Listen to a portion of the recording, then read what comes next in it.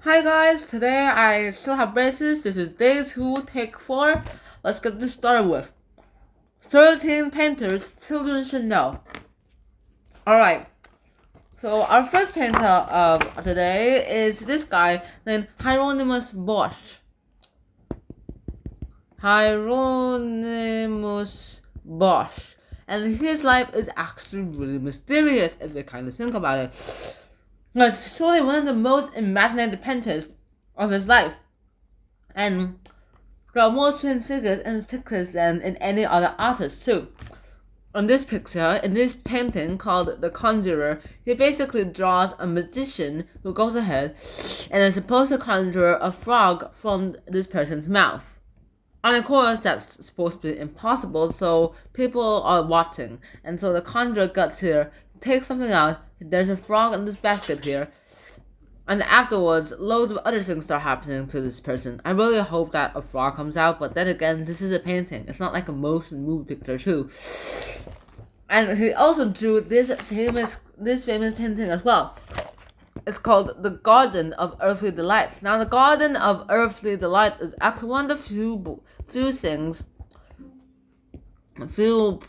that are actually become famous too. It's one of those. It's actually drawn on this little foldable kind of platform where you can just fold it and take it with you, as well as being a paracord of this world. It sits in the Prado Museum in Madrid, and I've actually been to the Prado Museum myself.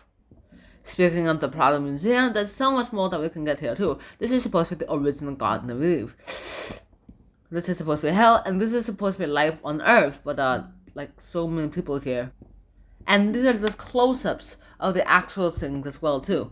Alright, next up, our next artist of the day is Titian. Now Titian here, we don't actually know exactly how old Titian lived to be. The year of his birth was not actually really known well enough. He died, some people say he died at the age of 88 in 1576. Others say he lived to be 100 years old. However long his life was, he was able to create a lot of paintings.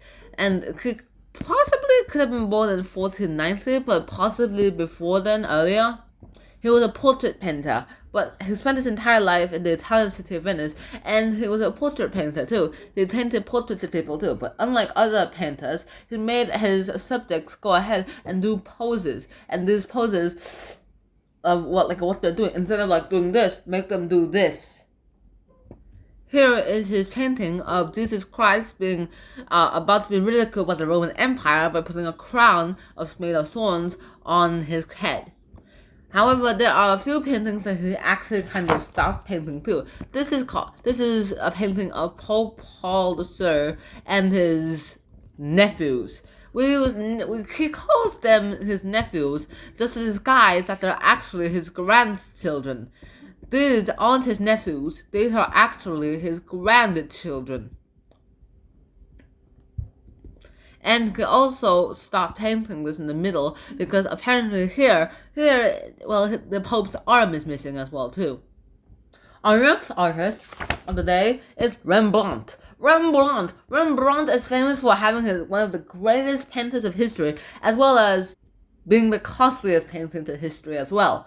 The point is, there are a lot of things that actually go ahead to make Rembrandt one of the most famous painters in history. His paintings are among the costliest in the world, and he was also very successful during his lifetime as well. He drew a bunch of portraits for famous people.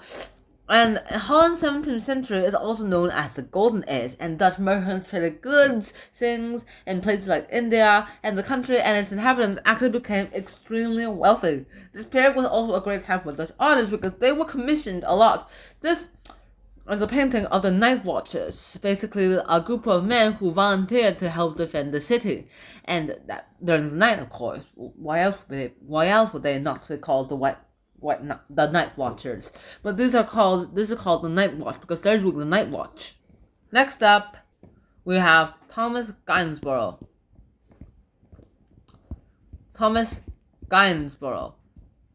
Now, Thomas Gainsborough, he says, I make a portrait on the living landscapes because I love them, and music because I can't avoid them. He liked drawing portraits. Didn't really like drawing portraits. He liked drawing the landscape, but then he was able to combine He was able to combine his love of drawing landscapes with his love of drawing portraits. His job of drawing portraits too. He asked people to go ahead and pose outside for him. He made a little sketch of them, and then he made them come back inside. Afterwards, he also constructed a landscape from little bits of rocks and leaves that he had, and with that he made this kind of portrait. The portrait took just a few hours, and the landscape was the one that took the most time. And the end result was beautiful. But here's the thing, this woman's hand is actually empty because, well, he was supposed to put something inside of it, but the color is different, so he just kind of forgot to draw it.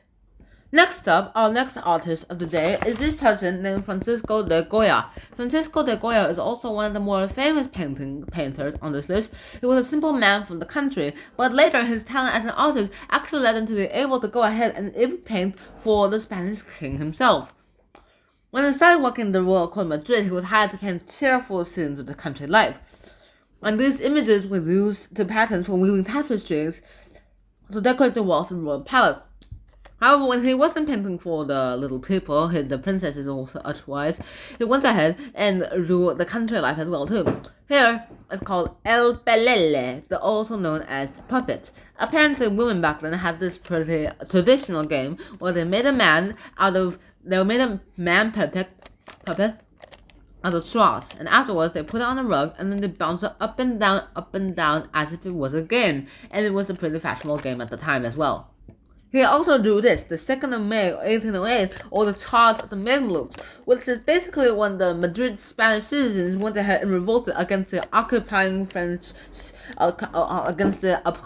Napoleon French forces, which is kind of really iconic for the Spanish people, I'm guessing. This is also in the Prado of Madrid, and I've seen this myself. He also drew the witches. Back then, supernatural were also a pretty big subject, and so he drew a bunch of witches who were flying and biting a man, ripping a man's flesh with their teeth. One man is covering his ears because he screams so loud, and another man is just covering himself with a blanket so that, well, he doesn't get spotted by the witches.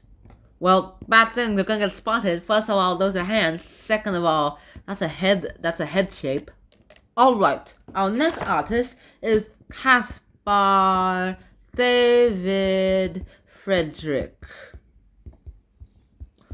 Now, the age when Friedrich lived and painted, this is actually called the Romantic period. Artists at the time were actually passionate about nature, and they often portrayed it in their works of art. Their favorite scenes were actually fog-shrouded landscapes, as well as clear moonlit nights, forests, and ruins as well too. He went ahead and drew this. You can see that it's from the back perspective. And immediately you realize that since it's on the back perspective, you're looking at it in the perspective of this person just one angle back. Just a few steps back. You see the fogginess, the shroudedness, and the person himself going ahead, and what that person will be thinking is much of a mystery towards you as well. That was called The Wonder of the Sea of the Fog, by the way. Next up, we have this person named Paul Cézanne.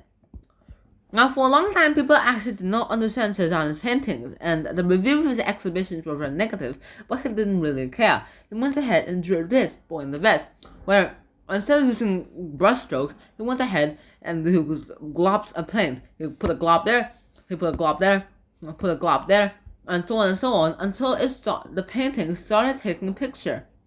And that was when the painting started going ahead and taking shape. Afterwards, of course, he looks a lot like that polka dot, that dotted painting as well too. That dotted painting. Next up, we have Gustav Klimt. Gustav Klimt himself was actually pretty famous, going ahead and making these kinds of paintings. These paintings themselves were actually special because of the gold they use. This gold, the rectangle showing the man and the circle showing the woman. Here, he goes ahead and uses gold in the background as well as the dress. And of course, it also makes these kind of textures which go ahead and make things more interesting and great as well too.